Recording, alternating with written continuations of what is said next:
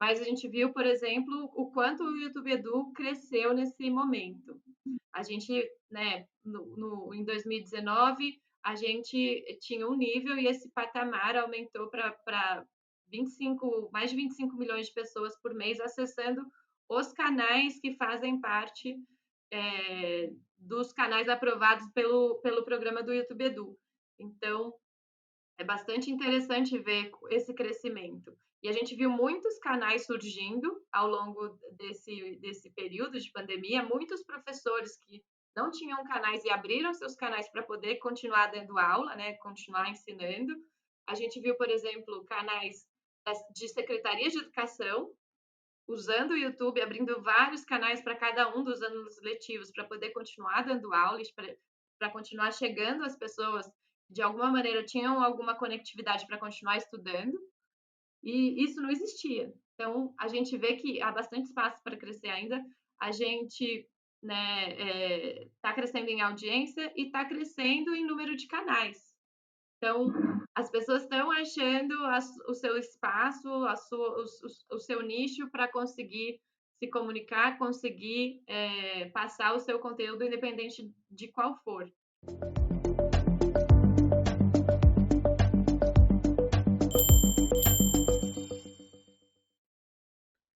Olá, amigos e amigas do Espaço Recíproco. Hoje tenho a satisfação de receber aqui a Clarissa Orberg, que é gerente de parcerias e conteúdos familiares, aprendizado e saúde do YouTube Brasil. Formada em administração de empresas pelo INSPER e com duplo diploma de pós-graduação em engenharia de marketing pela FIA e pela Université Pierre Mendès, France, ela está no Google desde 2009, onde atuou na área comercial, atendendo grandes clientes. Em 2014, migrou para o YouTube, onde até recentemente era gerente de parcerias de conteúdo infantil e educacional no YouTube Brasil, sendo responsável pelo aplicativo YouTube Kids no país.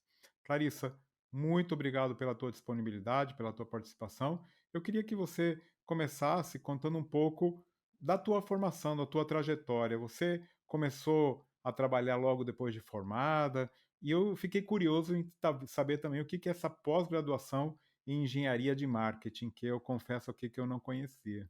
Bom, primeiro eu queria agradecer o convite de estar aqui, agradecer as pessoas que estão nos assistindo. É muito bom e uma honra, né, ser convidada para o seu canal, com tantos outros convidados ilustres, para poder falar da minha jornada e também do meu trabalho dentro do YouTube. Um pouco respondendo a sua pergunta, eu comecei a trabalhar já na faculdade, né? A minha primeira experiência profissional foi na empresa Júnior.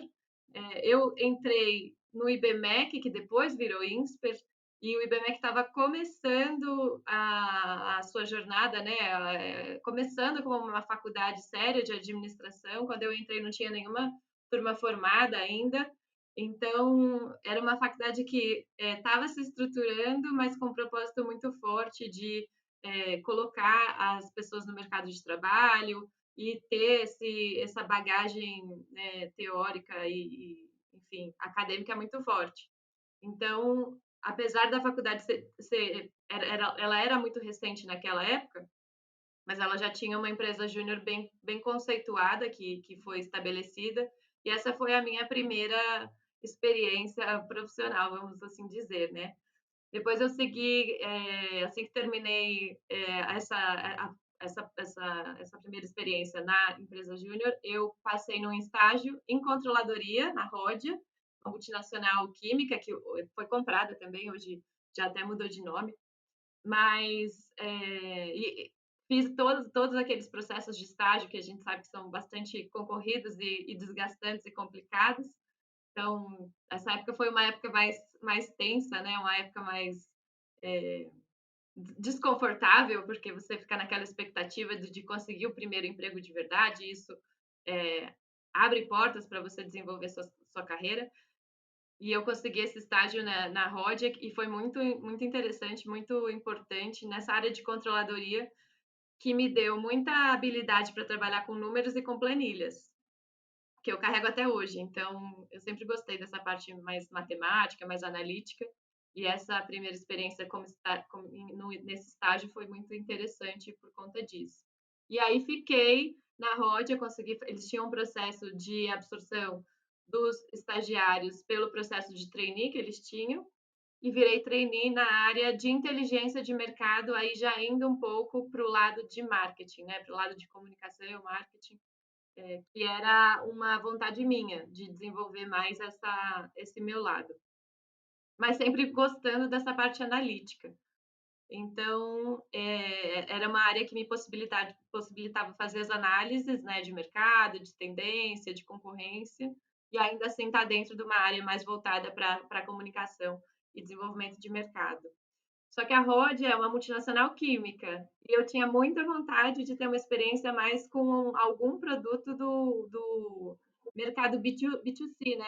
Algum produto que atuasse diretamente na ponta com o consumidor direto. E aí fui buscar uma possibilidade dentro dessa área e acabei indo para uma produtora de conteúdo chamada Pródigo. Ela é bastante grande em São Paulo, né? Bastante conhecida. Atualmente já fez algumas séries para Netflix.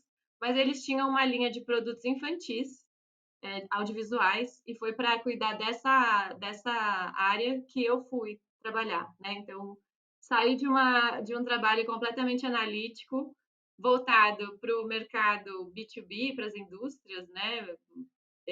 Para uma experiência em audiovisual para crianças pequenas. Então, eu brinco que a minha carreira foi muito em zigue-zague, porque eu não previ essa movimentação. Ela foi acontecendo e eu fui vendo essas oportunidades e fazia sentido para mim na época.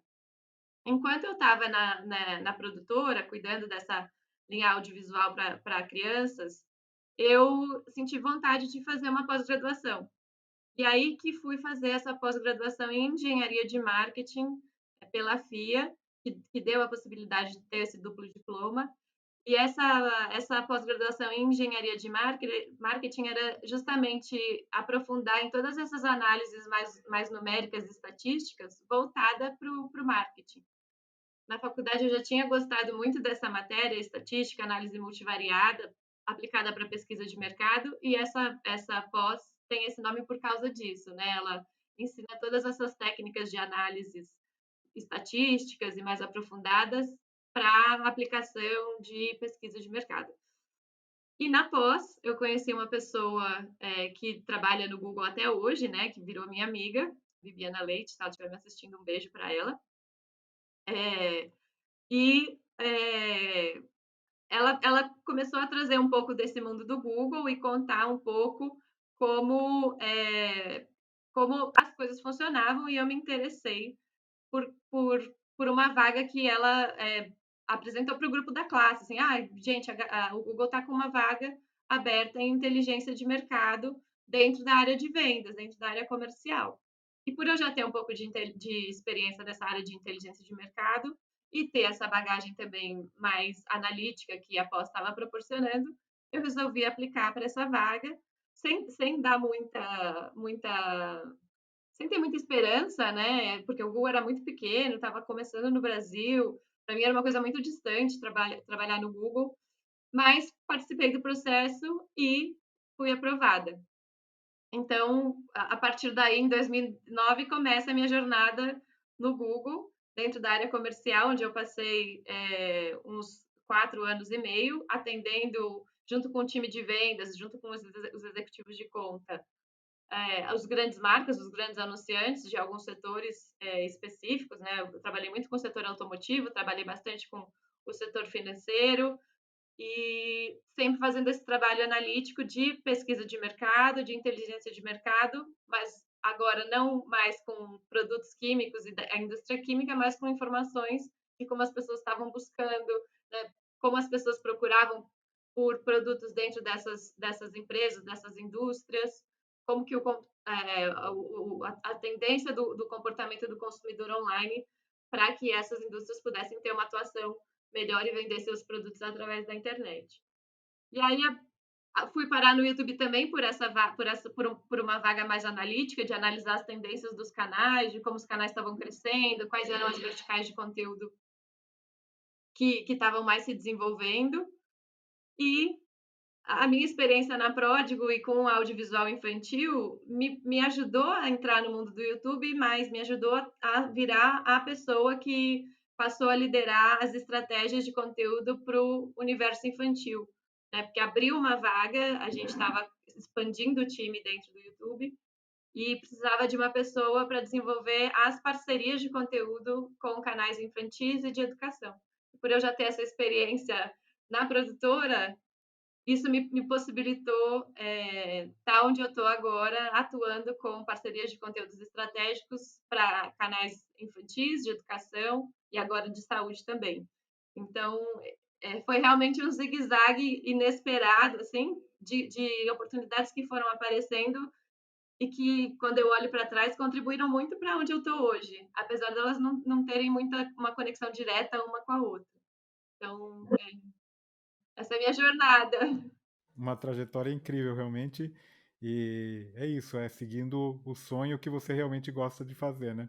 A minha curiosidade agora é saber um pouco como é trabalhar numa empresa tão gigantesca como Google, YouTube, né?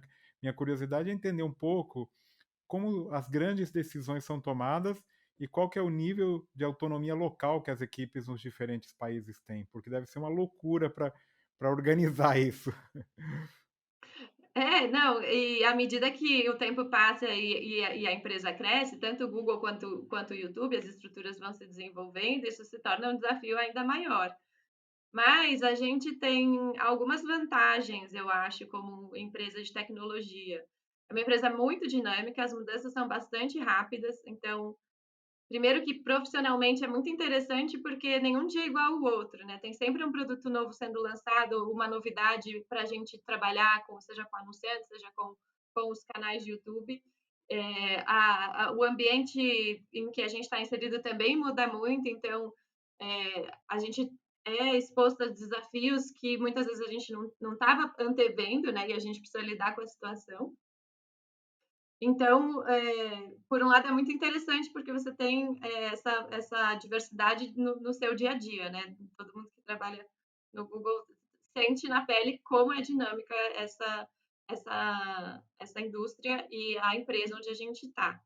Claro que existe um alinhamento global, a gente tem as nossas prioridades globais, tem os lançamentos de produto que muitas vezes são globais, tem estratégias de desenvolvimento das diferentes áreas de atuação que são globais, mas a gente também é uma empresa que tem uma atuação local muito forte, né? Então, a gente aqui no Brasil começou atendendo os anunciantes locais, então a gente depende de como a dinâmica publicitária funciona aqui no Brasil para poder operar.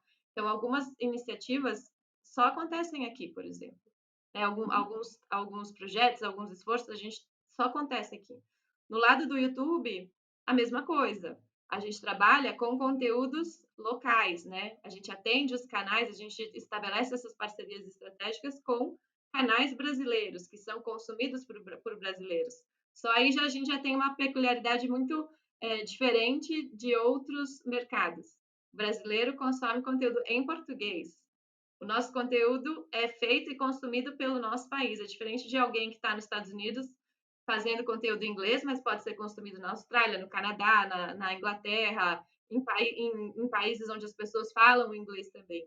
Aqui, por a gente ser um país prioritariamente falante de português, onde as pessoas ainda falam um pouco inglês, a gente tem essa característica. E a gente desenvolve projetos que são pertinentes ao nosso mercado brasileiro. Então, a gente tem essa autonomia para criar projetos e tomar decisões que são bem locais. E aqui no Brasil, um exemplo disso é o próprio YouTube Edu, né, que surgiu há 13 anos atrás e ainda existe no Brasil com uma força bastante grande.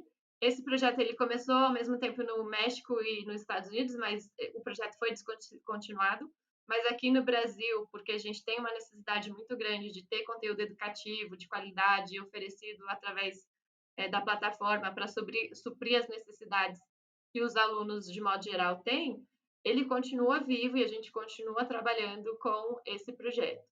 A gente fez o ano passado, por exemplo, um trabalho inédito também no Brasil que chamou Aulão para Criadores, que foi oferecer uma semana de treinamento online para qualquer pessoa que quisesse aprender mais sobre como o YouTube funciona, totalmente em português, com os exemplos do Brasil, com pessoas, né, especialistas do Brasil, para ajudar os brasileiros a melhorarem seus canais. Isso não aconteceu em nenhum outro lugar do mundo, foi um projeto 100% desenvolvido nacionalmente.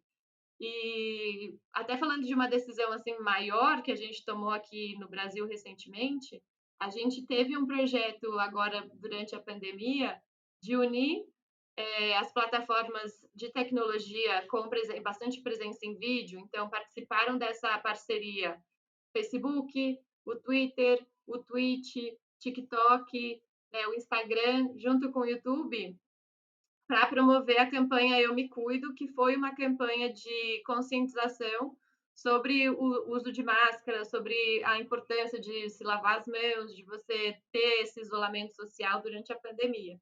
Então, foi uma maneira que a gente encontrou aqui no Brasil inédita de unir todas essas plataformas que, de uma certa maneira, também são concorrentes, mas para uma força maior aqui. E isso também não aconteceu em nenhum outro lugar do mundo. A gente foi o primeiro lugar em que a gente conseguiu se juntar para fazer essa ação acontecer. Então, acho que são bons exemplos de como a gente é uma empresa de atuação global, mas com um olhar 100% local para as necessidades do país. É muito legal. Eu tive a honra aí de participar logo no início na iniciativa do YouTube Edu como curador, em parceria com a Fundação Lehman. Foi muito legal, muito interessante ver como funcionava essa dinâmica. Queria agora te perguntar um pouco aí mais diretamente ligado à tua área específica hoje em dia, né? Eu tenho entrevistado diversos influenciadores digitais, professores desses que hoje a gente chama de popstar, né? Muita gente que Os tem edutubers. muita gente que tem atuado cada vez mais em redes sociais e no YouTube.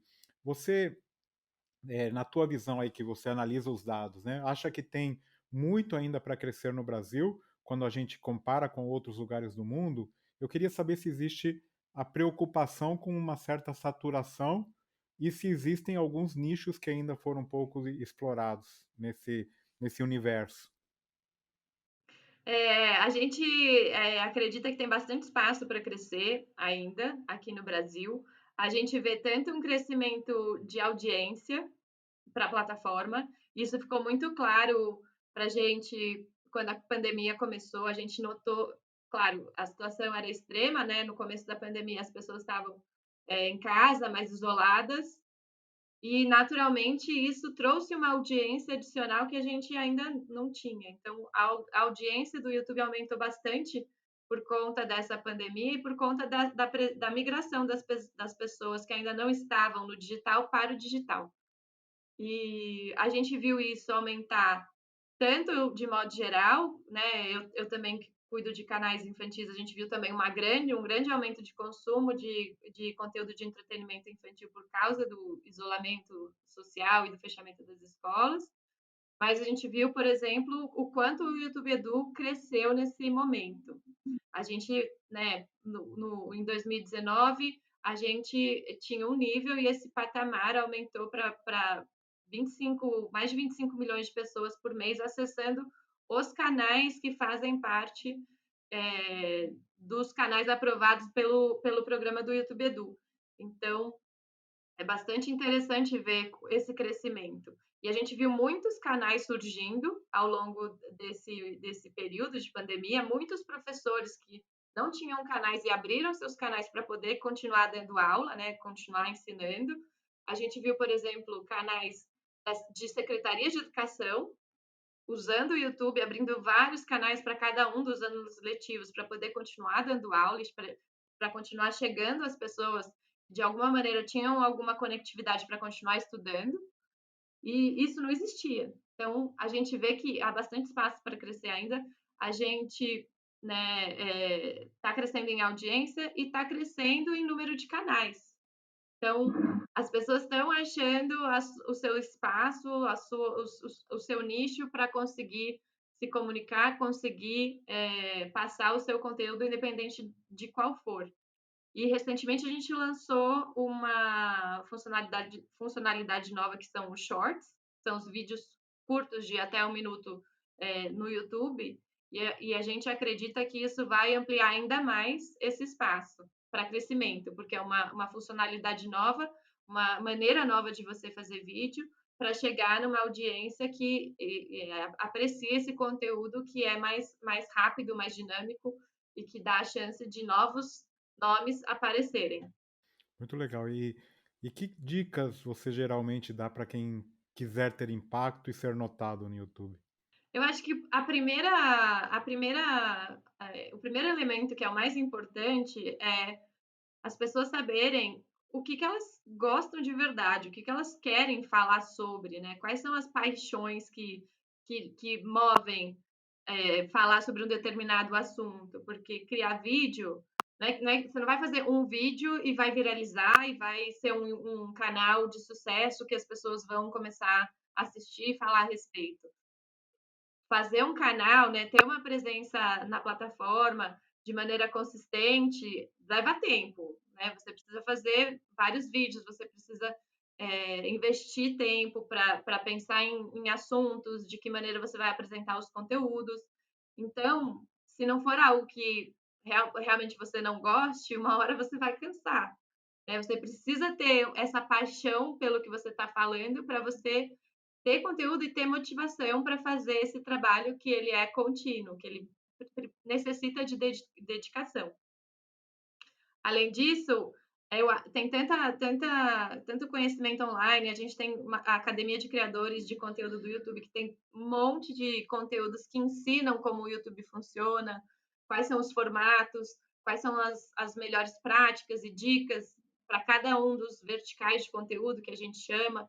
Então, aprender também, ter curiosidade e ir atrás desses conhecimentos facilita muito a jornada dentro do YouTube, porque você pode começar de uma maneira mais certa do que errando e aprendendo, né? Através dos conhecimentos que a gente compartilha, das histórias que os outros canais de sucesso compartilham através por exemplo, da escola de criadores de conteúdo do YouTube.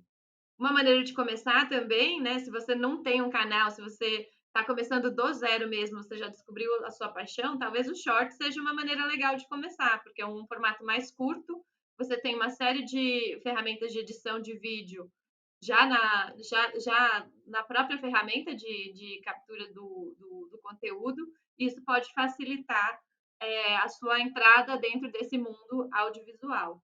Mas o mais importante é saber o que você gosta de falar, achar a maneira como você fala sobre isso, né, o seu formato que funciona para você, e começar essa interação com a audiência que o YouTube proporciona, né? Lendo os comentários, respondendo os comentários, engajando com quem está te assistindo, fazendo lives para que as pessoas possam interagir ao vivo através do chat, para você ir construindo esse relacionamento com a audiência, para ir recebendo sugestões, né? Enfim, saber o que agrada mais, o que agrada menos, e assim ir testando e mudando a sua rota de conteúdo conforme você também vai recebendo esse feedback da audiência, né? Que os meios tradicionais de comunicação não permitiam. Então, explorar esse relacionamento de quem está falando com quem está assistindo é super importante. Então, acho que é isso, e o meu conselho também é não se apegar aos comentários dos haters, assim, eles sempre vão existir, não leva para o coração, foca nas pessoas que estão ali porque gostam do que você faz e te apoiando, e abaixe o volume da voz dos críticos pela crítica vazia só, porque isso não ajuda no seu desenvolvimento, né? E pode te atrapalhar. Então, acho que são as minhas recomendações. Muito legal. E vocês estão pensando em melhorias, novidades e aprimoramentos sempre para a plataforma. Tem algum spoiler, alguma novidade à vista que você já pode compartilhar para a gente? Vem sempre novidades aí. Você mencionou esses shorts, né, que são bem recentes. Né? Tem alguma outra coisa à vista? Tem, a gente sempre pensa em como melhorar, como oferecer ferramentas diferentes, seja para você criar o seu conteúdo, para você analisar o seu conteúdo, ou para você, né, fazer e publicar o seu conteúdo, ou mesmo ser remunerado pelo seu conteúdo. A grande novidade mais recente, sem dúvida, são os YouTube Shorts, que é esse formato curto, dinâmico, que agora a gente tem dentro da plataforma. A gente sabe que 94% dos brasileiros acessam o YouTube pelo menos uma vez por mês, então esse Shorts também vem para falar com essa audiência que é gigantesca dentro do YouTube aqui no Brasil. Então, é uma novidade, é um novo formato.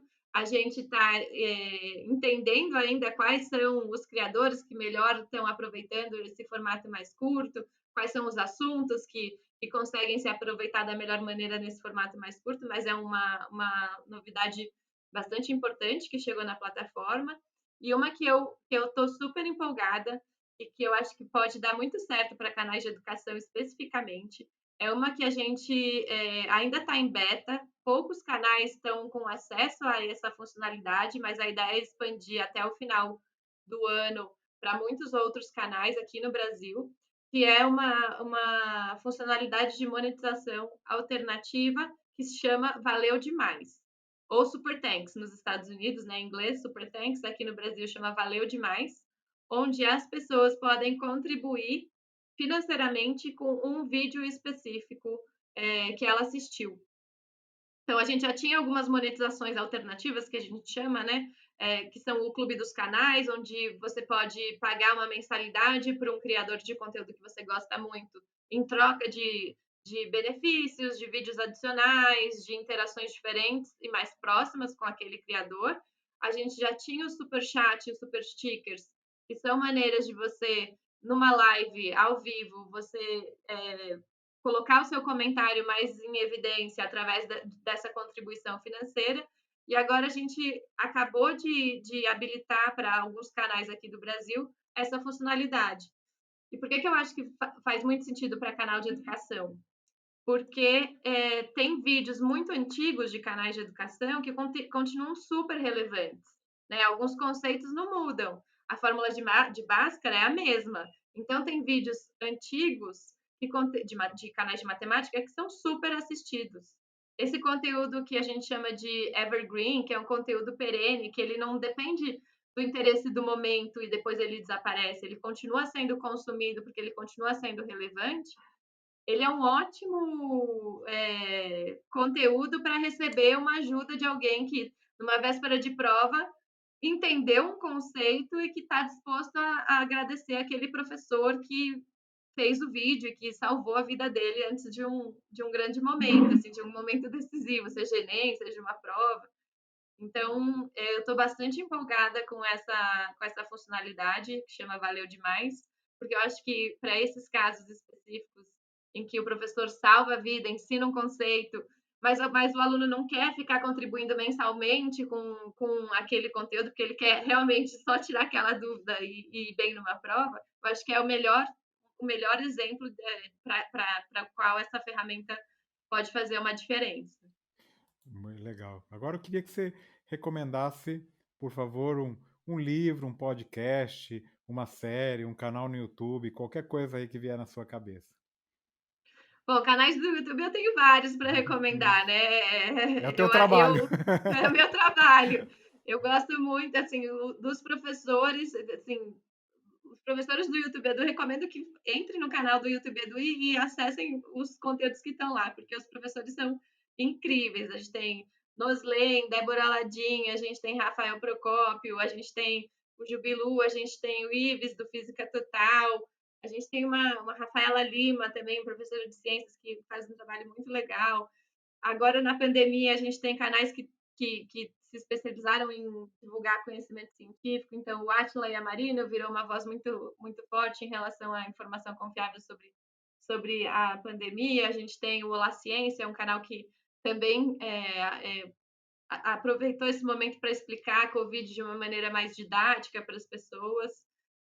Então, canais de YouTube eu tenho vários, mas eu tenho 2 livros que eu ganhei que eu amei. Vou fazer não é nem propaganda, porque eu gostei mesmo, mas eu ganhei esse Para Educar Crianças Feministas, que é super curtinho e eu acho que todas as mães e pais deveriam ler, porque fala de um assunto super importante, que é a igualdade de gênero, né? Tanto para quem tem crianças meninas e meninos, né? Acho que para os dois lados ele funciona bem. E eu ganhei esse, o menino, a topeira, a raposa e o cavalo, que é de uma sensibilidade incrível, que fala de como lidar com os sentimentos, de como você pode, enfim, ver o mundo de uma outra maneira, com os desenhos maravilhosos. Então, fica a minha recomendação aqui. Muito legal. E você separou aí duas fotos, né, da época da faculdade, da arqueologia acadêmica, que a gente tem esse quadro aqui no nosso canal. Que conta um pouquinho o que são essas imagens que você separou. Eu separei a primeira foto é a minha foto no dia do trote. Então, é a primeira foto iniciando essa jornada na faculdade. E eu acho que é uma foto que marcou bastante, porque eu lembro nesse dia como eu estava me sentindo ansiosa, né? Primeiro pelo trote, porque eu não sabia como ia ser, e depois por toda essa nova etapa de vida, não conhecia ninguém, foi o primeiro dia que eu conheci quem iam ser as pessoas da minha sala, né? Com quem eu ia conviver, os meus amigos que eu tenho até hoje. Então, eu escolhi essa foto e a última é a minha foto formada, né? Com o traje da graduação, com o diploma na mão, porque é o encerramento desse ciclo e me fez pensar quanto as coisas mudaram do primeiro dia para o último dia, que também era um recomeço para uma nova fase, né? A fase realmente de vida adulta, que você vai parar de estudar, assim, o básico da educação, né? Se formar na faculdade para realmente ganhar independência, começar a trabalhar, né? Virar um adulto de verdade. Então, eu escolhi essas duas fotos que eu achei bem marcantes dessa época da faculdade. Legal. E para finalizar um ping-pong aqui, queria que você comentasse a tua pior e a tua melhor lembrança da graduação. Eu sempre gostei de estudar, então a parte da graduação, assim, eu tenho várias lembranças boas de trabalho, de projeto, mesmo da empresa júnior, acho que foram momentos muito, muito legais, assim, de aprendizado. Acho que pior, pior lembrança, bom, as provas sempre, sempre eram momentos tensos, eu sempre fui boa aluna, mas nunca era um momento confortável. E acho que um outro ponto foi que a minha sala tinha só 8 meninas, eram 50 alunos e 8 meninas. Então, às vezes a gente sentia falta de ter mais mulheres, e sem dúvida hoje em dia acho que a composição das salas com certeza está muito diferente, mas fazia falta ter uma voz feminina, a voz das mulheres de maneira mais forte dentro da sala, assim. E uma aula inesquecível? Eu sempre gostei de estatística e pesquisa de mercado, né? Foi por causa disso que eu fui fazer a pós-graduação. Então, eu vou falar essas duas. E um empresário ou uma empresária que você admira? Olha, eu tive o prazer de conhecer a Rachel Maia. Ela é CEO da Lacoste, acho a primeira CEO negra que o Brasil teve. E acho a história de vida dela inspiradora, a jornada que ela teve, e aonde ela chegou, assim.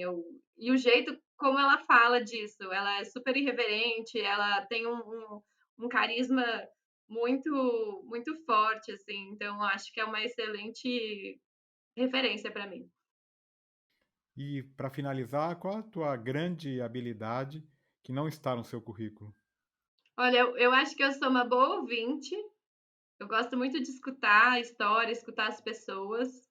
A minha habilidade com planilhas, ela é bem boa. Eu também gosto. Eu brinco que a minha cabeça funciona em planilha. Então eu já penso planilhando. E eu também sou uma ótima organizadora de viagens. Muito bom. Bom, Clarissa, obrigado. Parabéns aí pelo teu trabalho. Muito obrigado aí pelo teu tempo, disponibilidade. Parabéns mesmo. É excelente. Bom, aqui participar deste projeto, né, de educação e de conteúdo de qualidade do YouTube. Muito obrigado por tudo. Não, obrigada pelo espaço, obrigada por ter contribuído com o YouTube Edu quando ele estava nascendo. E é uma área de conteúdo que a gente olha com muito carinho e atenção dentro do YouTube, porque a gente sabe que aqui no Brasil a gente consegue mudar a vida das pessoas se as pessoas tiverem acesso à educação. Então, o nosso papel é fomentar a educação de qualidade, conteúdo de boa qualidade no YouTube, para que seja acessível para todo mundo que tem acesso à internet, né? Democratizando assim o acesso a esse conteúdo de alta qualidade.